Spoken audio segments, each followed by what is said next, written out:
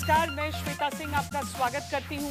रात के 8 बज रहे हैं। वक्त है बड़ी खबरों से आपको खबरदार करने का, जहां सबसे पहले हम आपको खबरदार करेंगे बांग्लादेश में जमात के हारने के बावजूद भारत को क्यों जरूरत है खबरदार रहने की। इस पर एक एक्सक्लूसिव रिपोर्ट हम आपको दिखाएंगे। भारत के खिलाफ पाकिस्तान क्या अब एआई बम फोड़ रहा है? पाकिस्तान की नई साजिश कैसे भारत के विपक्ष के नेताओं का सहारा लेकर रची गई, इसका सच बताएंगे। आज उत्तर प्रदेश में ब्रह्मोस सियासत बहुत बड़ी हुई है, जहां मुख्यमंत्री और अखिलेश यादव कई मुद्दों पर आमने सामने आ गए हैं। ये पूरी सियासी जंग आपको दिखाएंगे। साथ ही बताएंगे कि यूपी के सरकारी स्कूल में 20 लीटर पानी में केवल 1 लीटर दूध मिलाकर बच्चों की हड्डी को कमजोर करने का शर्मनाक अभियान कैसे चलाया गया। उत्तर प्रदेश के ब्रह्मोस सियासत से खबरदार करते हैं। कल ही मुख्यमंत्री योगी आदित्यनाथ ने अपनी सोशल मीडिया कवर पेज पर ब्रह्मोस के साथ अपनी तस्वीर लगाई। आज अखिलेश यादव कहने लगे कि बुलडोजर के बाद दिल्ली से खींचतान में अब योगी आदित्यनाथ ब्रह्मोस से वार करना चाहते हैं। लेकिन ये लड़ाई सिर्फ ब्रह्मोस ही नहीं, बल्कि शंकराचार्य विवाद, माफिया पर आर पार, बाबर और वंदे मातरम के मुद्दे तक पर आज हुई है। कह रहे हैं कि वंदे मातरम नहीं गाएंगे, हिंदुस्तान का खाएंगे। बाबर की कब्र में सजदा की इसका समर्थन करते हैं और वंदे मातरम का विरोध करते हैं। काशी विश्वनाथ धाम में भव्य प्रतिमा प्रधानमंत्री मोदी जी ने लोक माता अहिल्याबाई होलकर की लगाई। गालिब ने भी कहा था कि गालिब उम्र भर में ये धूल करता रहा, धूल चेहरे पर थी और आईना साफ करता रहा। आज की बड़ी खबर उत्तर प्रदेश से शंकराचार्य स्वामी अविमुक्तेश्वर आनंद से जुड़े विवाद को लेकर आई है, जहां आज पहली बार इस पूरे विवाद में खुलकर मुख्यमंत्री योगी आदित्यनाथ बोले हैं। मुख्यमंत्री ने कहा कि हर व्यक्ति खुद को शंकराचार्य नहीं लिख सकता है। साथ ही यह दावा किया है कि शंकराचार्य जिस तरह पालकी से ही संगम तक जाने की कोशिश कर रहे थे, उससे भगदड़ मच सकती थी। योगी आदित्यनाथ ने यह तक कहा कि मर्यादित व्यक्ति इस तरह का आचरण नहीं करते। वहीं अब जवाब अखिलेश यादव ने दिया है। कहा है कि मुख्यमंत्री को नकली योगी कहा जाए। संगम पर सनातन की परंपरा तोड़ने का आरोप मुख्यमंत्री योगी पर उन्होंने लगाया। कहा कि शंकराचार्य से सर्टिफिकेट वही मांग सकता है जिस पर अपना खुद का सर्टिफिकेट हो। हर व्यक्ति शंकराचार्य नहीं लिख सकता। हर व्यक्ति हर पीठ के आचार्य के रूप में जाकर के जहां तहां वातावरण खराब नहीं कर सकता। उन मर्यादाओं का पालन सबको करना होगा। और अगर वो शंकराचार्य थे तो क्यों आप लोगों ने लाठीचार्ज किया था वाराणसी में? क्यों एफआईआर लॉन्च किया था? आप नैतिकता की बात करते हैं। 4.5 करोड़ श्रद्धालु जहां पर आए हों, वहां पर जो एग्जिट गेट है, जहां से श्रद्धालु बाहर निकल रहा है स्नान करके, उस द्वार, उस पेंटून से, उस मार्ग से किसी को बाहर निकलने का कोई वो नहीं, क्योंकि उससे अंदर जाने का कोई प्रयास करता है तो एक नए स्टैम्पेड को जन्म देता है, वहां पे नए भगदड़ को जन्म देता है, श्रद्धालुओं के जीवन के साथ खिलवाड़ करता है। एक जिम्मेदार और मर्यादित व्यक्ति कभी इस प्रकार का आचरण नहीं कर सकता। हमारे पूजनीय शंकराचार्य को, जो हमारी पौराणिक परंपरा रही है, जो हमारी सनातनी परंपरा रही है, उस त्रिवेणी को तोड़ा है, जो किसी भी मुख्यमंत्री ने या किसी भी राज्य में इस तरह की परंपरा को, सनातनी परंपरा को किसी ने नहीं तोड़ा। तोड़ा अगर है तो जो नकली योगी हैं, क्योंकि वो सर्टिफिकेट शंकराचार्य जी से मांग रहे थे, तो सर्टिफिकेट वही मांग सकता है जिसके पास अपना खुद का सर्टिफिकेट हो। राज्यपाल के अभिभाषण पर सदन में जवाब देते हुए मुख्यमंत्री योगी आदित्यनाथ ने वंदे मातरम का विरोध करने वालों को कान पकड़कर बाहर तक कर देने की बात कही। तो अखिलेश यादव ने मुख्यमंत्री को सांप्रदायिक, गैर लोकतांत्रिक तक कह दिया। बाबर की कब्र में सजदा की इसका समर्थन करते हैं और वंदे मातरम का विरोध करते हैं। माफियाओं की कब्र में फतिया पड़ने के लिए जाते हैं। कह रहे हैं कि वंदे मातरम नहीं गाएंगे, हिंदुस्तान का खाएंगे। समाजवादी पार्टी के भी एक सांसद ने कहा है और कांग्रेस के भी एक सांसद ने कहा है जो व्यक्ति वंदे मातरम का विरोध करता है, कान पकड़ करके उसको धक्का दे करके बाहर करना चाहिए। वंदे मातरम का जो विरोध करेगा वो वहीं जाए जहां पर उसको ये विरोध के स्वर दिखाई देते हों। हिंदुस्तान की धरती पे तो नहीं उसको रहने का कोई अधिकार मिलना चाहिए। बीजेपी ने कभी गाया नहीं वंदे मातरम। समाजवादी पार्टी से घबराए हुए हैं और समाजवादी पार्टी से इसलिए घबराए हुए हैं कि समाजवादी पार्टी एकजुट होकर के और लगातार जोड़ रही है। बीजेपी जब कमजोर होती है तो कम्युनल रास्ता बनाती है। इससे कम्युनल, अनडेमोक्रेटिक और अनसिविलाइज्ड कोई मुख्यमंत्री नहीं हो सकता जो आज उत्तर प्रदेश में देखने को मिल रहा है। तीसरी लड़ाई कानून व्यवस्था के मुद्दे पर आज हुई, जहां मुख्यमंत्री कहते हैं कि उपद्रव से उत्सव वाला प्रदेश यूपी बन चुका है। वहीं अखिलेश तंज कसते हैं कि माफिया के कई वर्जन अब उत्तर प्रदेश में हैं। आज उपद्रव नहीं, अब उत्सव प्रदेश है उत्तर प्रदेश, उत्सव प्रदेश। अब दंगों की जगह फेस्टिव और टेंपल इकोनॉमी ग्रो कर रही है। 17 में से अब तक कोई सांप्रदायिक दंगा नहीं। अब यहां न कर्फ्यू है न दंगा है। अब यूपी में encounter mafia, cough syrup mafia, NEET mafia और स्क्रैप माफिया जैसे माफियाओं के नए लेटेस्ट वर्जन निकाले। मुख्यमंत्री योगी जी भू माफिया के खिलाफ एक्शन लेने को कह रहे थे और कानपुर में बीजेपी नेताओं को भू माफिया के खिलाफ प्रदर्शन करना पड़ा था। इंसेफ्लाइटिस को हम लोगों ने वैसे ही मार डाला जैसे माफियाओं को हमने रौंद डाला है यूपी के अंदर। यानी ये सरकार केवल माफिया को ही नहीं रौंदती है, ये मच्छर पैदा करने वाले, मच्छर से पैदा होने वाले उन बीमारियों को भी रौंदने का काम उसी क्रूरता के साथ करती है और इंसेफ्लाइटिस उसका एक उदाहरण है। भाजपा के महाभ्रष्टाचार की वजह से पुलिस और अपराधी एक ही टीम में आ गए हैं और भाजपा इस टीम की कैप्टन है आजकल। अब बच्चों ने चोर पुलिस खेलना बंद कर दिया है। संगठित अपराध में पहली बार अपराधियों के साथ सरकार और पुलिस भी शामिल है। ऐसे तमाम उदाहरण हैं जहां पर हम लोग देखते हैं कि संगठित होकर के अपराध हो रहे हैं यूपी में। ये सरकार की अपराध और अव्यवस्था से अनुशासन की यात्रा है, कर्फ्यू से कानून का राज का है, उपद्रव से उत्सव की यात्रा है, समस्या से समाधान की यात्रा है और अविश्वास से आत्मविश्वास की यात्रा है। भाजपा और पुलिस बेईमानी और भ्रष्टाचार के पर्यायवाची बन गए हैं। पुलिस का कोई डर नहीं बचा है। ये दावा तो है कि चौराहे पर पुलिस मिलेगी, लेकिन भाजपा ये नहीं बताते हैं कि वो ले देकर अगले चौराहे तक खुद छोड़ करके आएगी। चौथी लड़ाई आज उत्तर प्रदेश में मंदिर और मूर्ति के मुद्दे पर हुई है, जहां मुख्यमंत्री विपक्ष को तुष्टीकरण के कटघरे में खड़ा करते हैं तो अखिलेश यादव सनातन विरोधी बीजेपी को बताते हैं। मैं बहुचक था लोक माता अहिल्याबाई होलकर।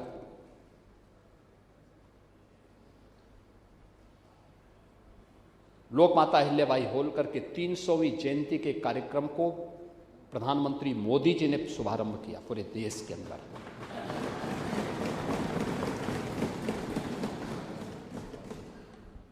काशी विश्वनाथ धाम में भव्य प्रतिमा प्रधानमंत्री मोदी जी ने लोक माता अहिल्याबाई होलकर की लगाई। आपको क्या अधिकार है लोक माता के साथ, लोक माता के बारे में इस प्रकार की चर्चा करने का? कौन सा अधिकार समाजवादी पार्टी का? क्या राजूपाल पाल समाज के नहीं थे? क्या उमेश पाल की जो निर्मम हत्या प्रयागराज में हुई थी, क्या वो पाल समाज के नहीं थे? उन माफियाओं को तो अपने गले का हार बना करके समाजवादी पार्टी चलती थी।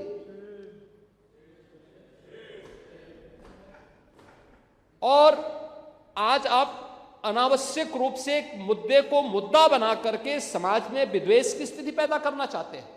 अहिल्याबाई उन्होंने हमारी संस्कृति को बचाने का काम किया। उनका एक योगदान है काशी की विरासत को और काशी का बड़े पैमाने पर उन्होंने संरक्षण करवाया। उन्हीं राजमाता अहिल्याबाई का इन्होंने मूर्ति तोड़ दी और फिर जब मूर्ति टूट गई तो सरकार बचने के लिए कहती है कि वो एआई से जनरेटेड स्टोरी थी। हमारे मुख्यमंत्री जी को कम से कम एआई तो समझना चाहिए, एआई क्या है।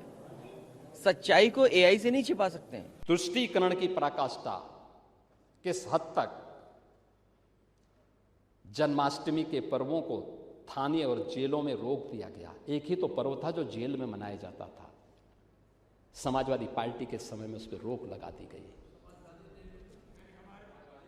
कांवड़ यात्रा को रोकी जाती है। कांग्रेस ने तो उच्चतम न्यायालय में कहा कि श्री राम और श्री कृष्ण तो मिथक थे।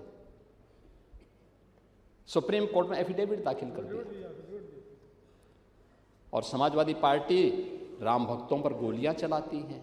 आपने क्या नाम रखा है? बीबी राम जी। और हमारे राम जी कहां बैठे हैं? कहां है हमारे राम जी?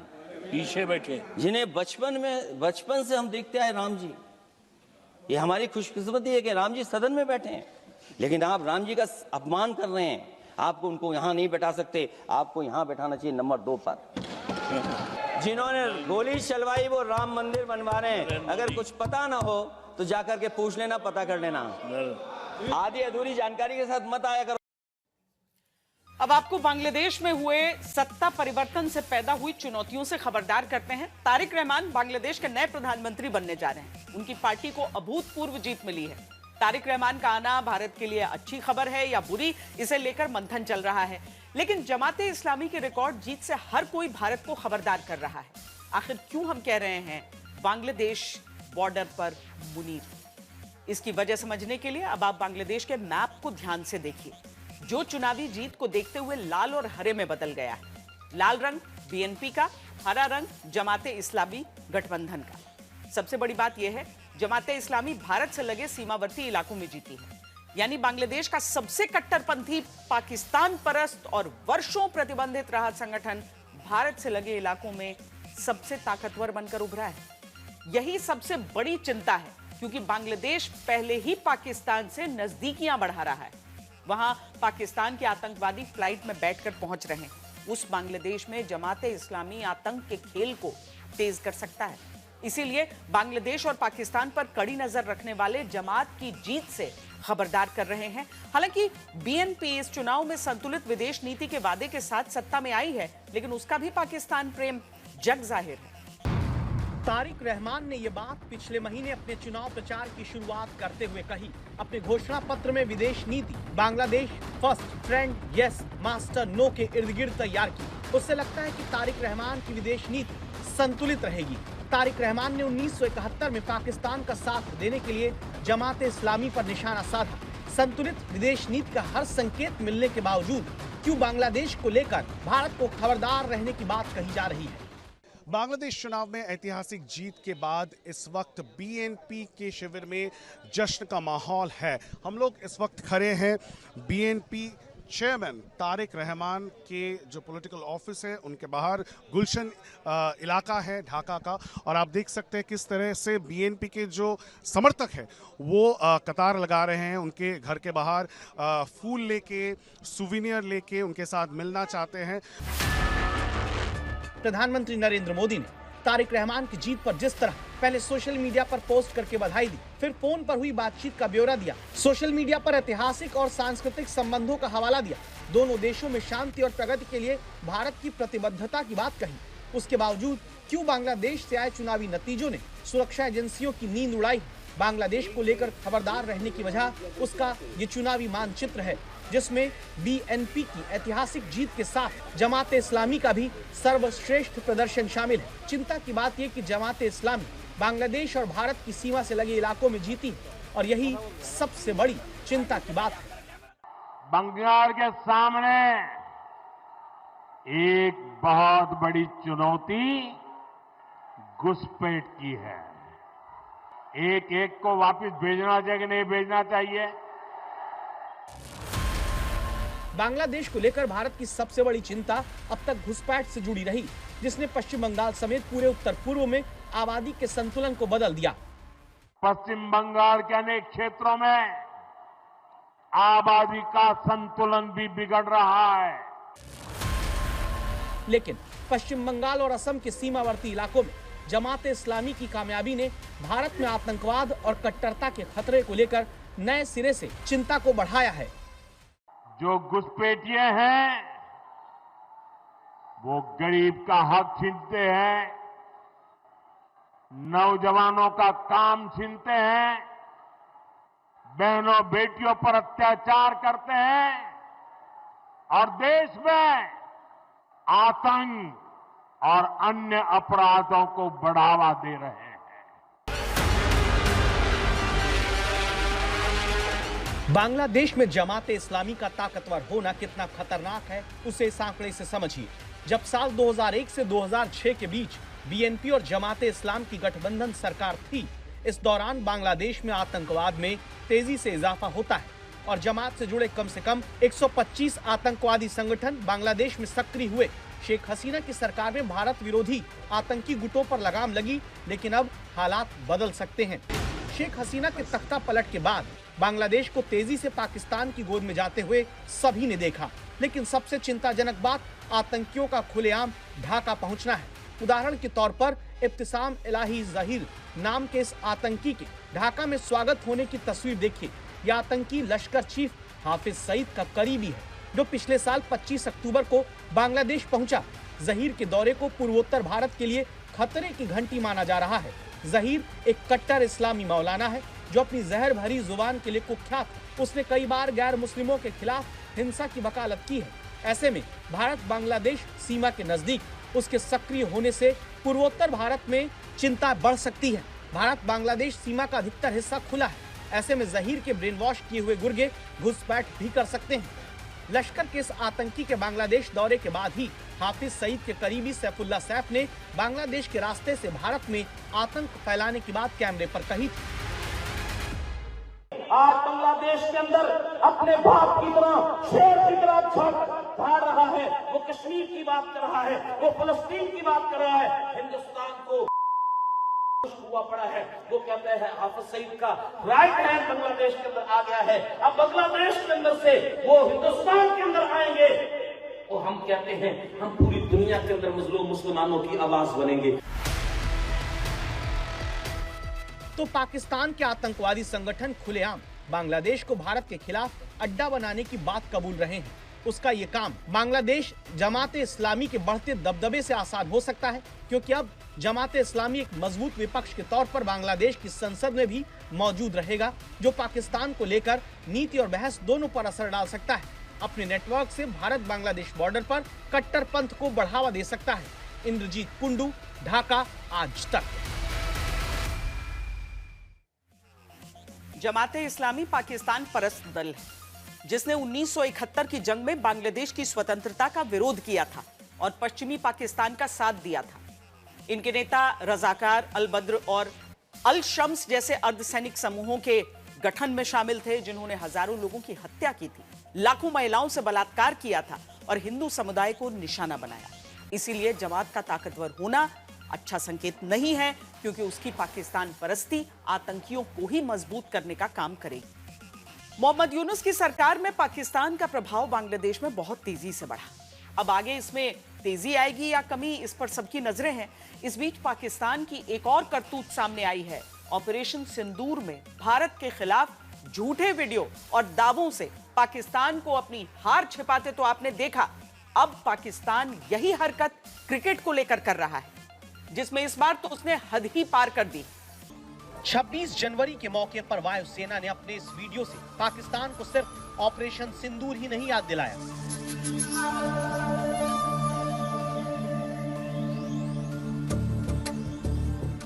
बल्कि पाकिस्तान के परमाणु हथियारों के बड़े केंद्र किराना हिल्स को भी निशाना बनाने की बहस को तेज किया है।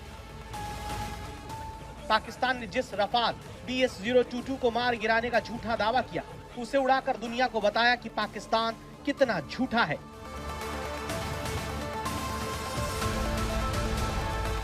ऑपरेशन सिंदूर के बाद पाकिस्तान ने झूठ के हथियार को क्रिकेट में भी आजमाया है।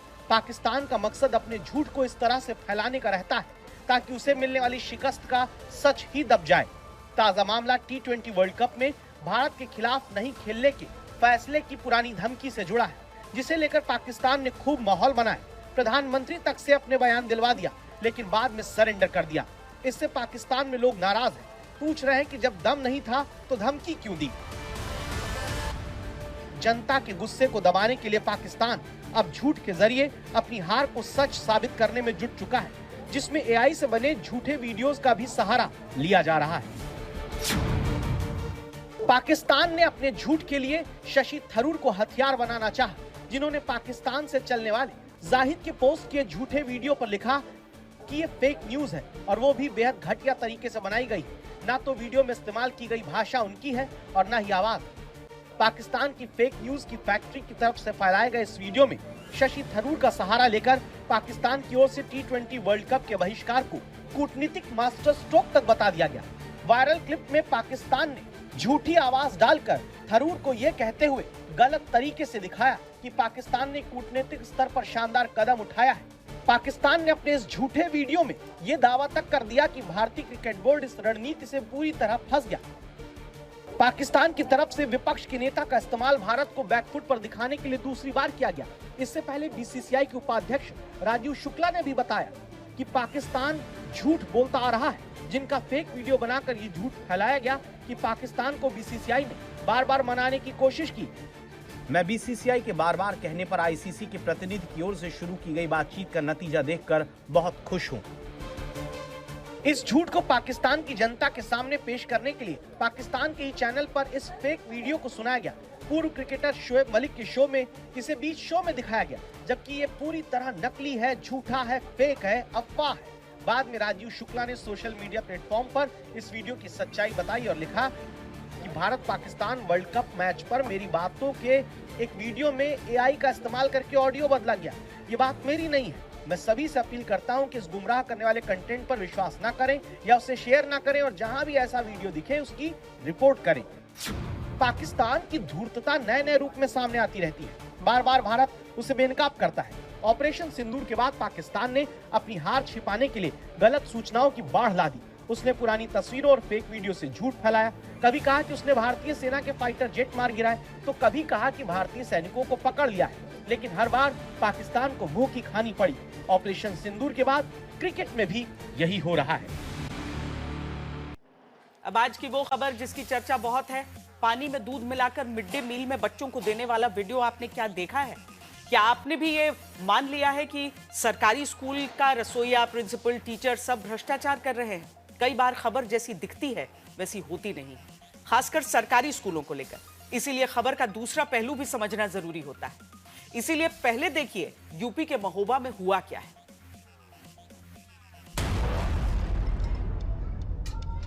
उत्तर प्रदेश के सरकारी स्कूल में बच्चों को पानी में दूध मिलाकर पिलाया जा रहा है। पानी में दूध मिलाकर बच्चों के साथ पोषण के नाम पर मजाक हो रहा है। 4 लीटर पानी में 1 लीटर दूध मिलाते हैं। गलती किसकी है? केवल स्कूल प्रिंसिपल या फिर पूरा सिस्टम ही करप्शन कर रहा है?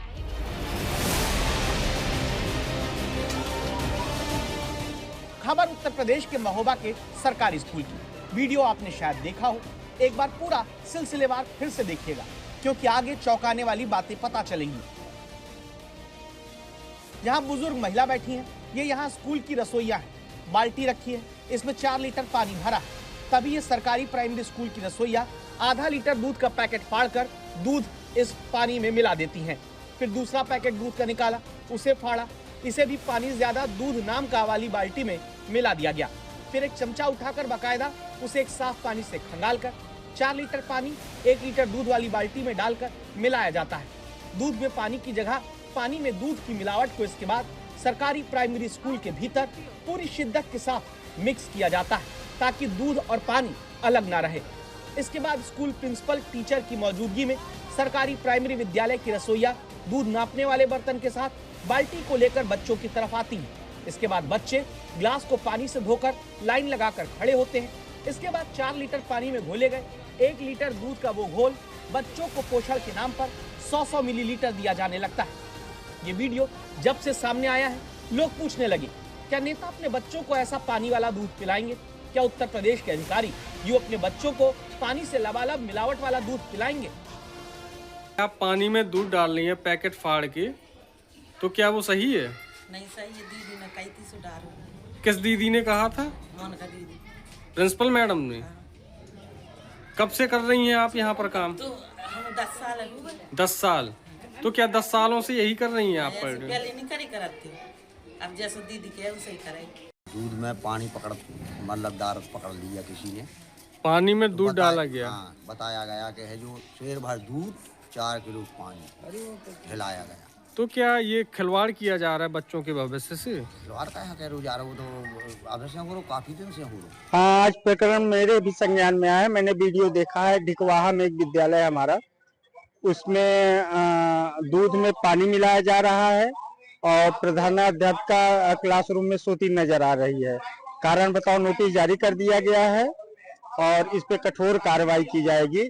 इस तरह से किसी को भी अनुमति नहीं है। हमारी सरकार की जो भी कल्याणकारी योजनाएं चलाई जा रही है उसमें अगर कोई भी लापरवाही बरतता है उसमें कठोर कार्रवाई की जाएगी। और जो भी हमारे वंचित वर्ग के बच्चे हैं, हमारा पूरा प्रयास है कि उन्हें गुणवत्तापूर्ण शिक्षा दी जाए, पोषण युक्त खाना दिया जाए, लेकिन जहां जहां भी लापरवाही हो रही है उस पर कठोर कार्रवाई की जाएगी। अब आप बताइए, बाल्टी भर पानी में दूध का छींटा मारकर बच्चों को पिलाने के इस भ्रष्टाचार के पीछे कौन जिम्मेदार है? पानी में दूध मिलाती रसोइया, पानी में दूध मिलाने का निर्देश देने की आरोपी टीचर प्रिंसिपल, या फिर पानी में दूध मिलने का वीडियो सामने आने के बाद कार्रवाई की बात करते अधिकारी, या फिर लखनऊ से चलती वो पूरी व्यवस्था इसकी जिम्मेदार है जो मिड डे मील में दूध देने का आदेश तो बच्चों के लिए देती है, लेकिन क्या इतना पैसा देती है कि बच्चों को शुद्ध दूध पिलाया जा सके? सब जब केवल ये बता रहे हैं कि देखो पानी में दूध मिलाया जा रहा है, तो हम इसकी जड़ तक पहुंचने में जुटे।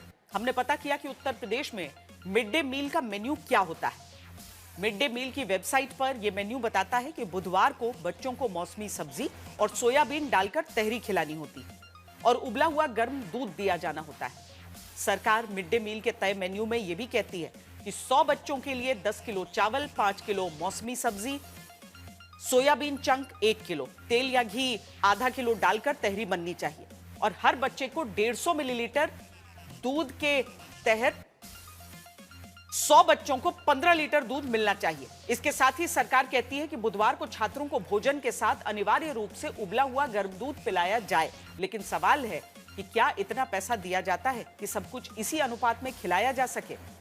इसीलिए मिड डे मील का दूसरा पन्ना भी हमने खोजा है, जो कहता है कि सरकार बाल वाटिका और प्राइमरी स्कूल के लिए प्रति बच्चा 6 रुपए 78 पैसे मिड डे मील के लिए देती है, जबकि अपर प्राइमरी के बच्चों के लिए सरकार मिड डे मील खिलाने के लिए प्रति बच्चा 10 रुपए 17 पैसे देती है। महोबा की घटना प्राइमरी विद्यालय की है, यानी यहां पर प्रति बच्चा 6 रुपए 78 पैसे दिए गए। अब आपको समझना यह है कि क्या 6 रुपए 78 पैसे प्रति छात्र में जो मेन्यू बनाकर दिया गया है वो पूरा किया जा सकता है? अभी केवल दूध की खबर का आधार लेकर बुधवार के मेन्यू की तुलना करते हैं। 50 बच्चों का हिसाब लगाकर चले तो प्रति बच्चे के हिसाब से 339 रुपए एक दिन के मिड डे मील के लिए मिलेगा। 150 मिलीलीटर दूध प्रति बच्चे के हिसाब से 50 बच्चों के लिए 7.5 लीटर दूध की जरूरत होगी। आज के समय में सबसे सस्ता दूध भी देखा जाए तो 50 रुपए लीटर मिलेगा, यानी सरकार के नियम अनुसार 50 बच्चों के लिए 7.5 लीटर दूध की कीमत होगी 375 रुपए और 6 रुपए 78 पैसे प्रति बच्चा के हिसाब से फंड तो केवल 339 रुपए का दिया है। तो फिर जब दूध का ही इंतजाम नहीं हो सकता है, बाकी मौसमी सब्जी के साथ तहरी कैसे बच्चों को बुधवार को फिर खिलाई जा सकती है, जहां या तो दूध पिलाया जा सकता है या फिर तहरी खिलाई जा सकती है? दोनों काम इस खर्च में होता दिख नहीं रहा। ये हमने एक मोटा मोटा हिसाब लगाया है। हो सकता है मिड डे मील का ये मेन्यू बनाने वाले अधिकारियों ने कोई दिव्य गणित अलग से लगाया हो, इसीलिए सोचना ये जरूरी है कि क्या वाकई मिड डे मील में इतना पैसा योजना के तहत दिया जा रहा है कि जो पोषण बच्चों के लिए चाहिए, जो जरूरी है, वो दिया जा सकता है, या फिर केवल कागज पर पोषण युक्त मेन्यू है, हकीकत में उसे पूरा करने के नाम पर शिक्षक, प्रिंसिपल पानी में दूध मिला रहे हैं, बच्चे भी पानी वाला दूध पी रहे हैं और सब मिलकर कह रहे हैं बच्चे मजबूत हो रहे हैं। इसीलिए जरूरत है कि बच्चों को वाकई पोषण युक्त खाना शिक्षकों के भरोसे दिलाना है, तो जमीनी जरूरत को भी समझा जाना चाहिए। आज से प्रधानमंत्री कार्यालय का पता बदल गया। नरेंद्र मोदी ने नए पीएम ऑफिस, सेवा तीर्थ और कर्तव्य भवन 1 और 2 का उद्घाटन किया। पीएम ऑफिस अब तक साउथ ब्लॉक में था। शाम को पीएम ने पुराने पीएमओ में आखिरी कैबिनेट बैठक की। प्रधानमंत्री का ऑफिस 1947 से साउथ ब्लॉक में रहा है। ये इमारत करीब 78 सालों से देश की सत्ता का केंद्र रही है। 2014 से मोदी सरकार ने ब्रिटिश शासकों के प्रतीकों से दूर जाने के लिए लगातार कदम उठाए हैं। पीएम मोदी ने नए ऑफिस में भगवान गणेश की प्रतिमा पर माला चढ़ाई। सेवा तीर्थ कॉम्प्लेक्स की दीवार पर नागरिको देवो भव लिखा है। पीएम मोदी ने कर्तव्य भवन 1 और 2 का भी उद्घाटन किया और उसके बाद कहा कि नॉर्थ ब्लॉक और साउथ ब्लॉक की इमारतें ब्रिटिश शासन की हुकूमत की प्रतीक थी। ये भवन ब्रिटेन के महाराज की सोच को गुलाम भारत की जमीन पर उतारने का माध्यम था। हमें गुलामी की इस मानसिकता से बाहर निकलना जरूरी था। सेवा तीर्थ में पहले दिन प्रधानमंत्री मोदी ने 4 बड़े फैसले लिए, जिनके केंद्र में महिलाएं, युवा और कमजोर नागरिक हैं। पहला निर्णय जो नरेंद्र मोदी ने नए पीएमओ में लिया वो पीएम राहत योजना से जुड़ा है। प्रधानमंत्री ने पीएम राहत योजना के शुभारंभ को मंजूरी दी। इस पहल से दुर्घटना पीड़ितों को 1.5 लाख रुपए तक का नकद उपचार मिलेगा, जिससे यह सुनिश्चित होगा कि तत्काल चिकित्सा सहायता न मिलने के कारण किसी की जान न जाए। दूसरा फैसला, लखपति दीदियों का लक्ष्य दोगुना कर 6 करोड़ करने का लिया। मार्च 2027 की समय सीमा से 1 साल पहले 3 करोड़ लखपति दीदियों का आंकड़ा पार कर लिया गया है। अब प्रधानमंत्री ने मार्च 2029 तक 6 करोड़ लखपति दीदियों का एक नया और महत्वाकांक्षी लक्ष्य निर्धारित किया है। तीसरे फैसले में किसानों को बड़ी राहत दी गई और कृषि इंफ्रास्ट्रक्चर फंड दोगुना कर दिया गया, जो अब 2 लाख करोड़ रुपए हो गया है। Startup India fund of funds 2.0 की शुरुआत, 10,000 करोड़ रुपए के कोष के साथ नवाचार यानी इनोवेशन पर फोकस। भारत के इनोवेशन इकोसिस्टम को सशक्त बनाने के लिए विशेष रूप से डीप टेक, एडवांस मैन्युफैक्चरिंग को बढ़ावा देने के लिए 10,000 crore startup India fund of funds 2.0 को मंजूरी दी गई। आज तक करता है खबरदार तो जागती है सरकार। राजस्थान में खिलाड़ियों की वर्षों से लटकी इनाम राशि और नौकरी देने के वादे पर आखिरकार खेल विभाग ने फैसला लिया है। आज तक की खबर के बाद राजस्थान स्पोर्ट्स काउंसिल ने माना कि 13,000 से ज्यादा मेडल के मामले में प्राइज मनी देना बाकी है। काउंसिल ने भरोसा दिया है कि मार्च के आखिर तक लंबित प्राइज मनी दे दी जाएगी। वहीं खेल विभाग ने 137 खिलाड़ियों को आउट ऑफ टर्न नौकरी देने का ऑर्डर जारी किया है। ये सब कुछ तब हो पाया जब आज तक ने राजस्थान के खेल विभाग को जगाया।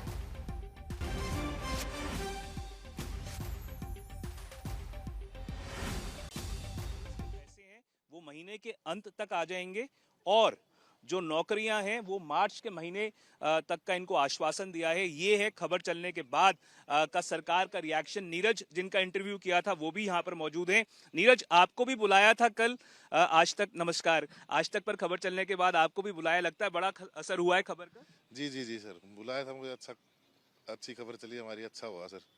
स्पोर्ट्स हमारे मंत्री साहब से मिला मैं, तो मंत्री साहब को तो नॉलेज है, लेकिन उनको कोई बताए नहीं, तभी तो पता चलेगा सर उनको। आज तक पे खबर चलने के बाद अब आपको लगता है जल्द से जल्द जो नौकरियां पेंडिंग रह रही हैं, आउट ऑफ टर्न जॉब्स जो हैं और जो मेडल के पैसे हैं, वो जल्द से जल्द मिल जाएंगे आप लोगों को?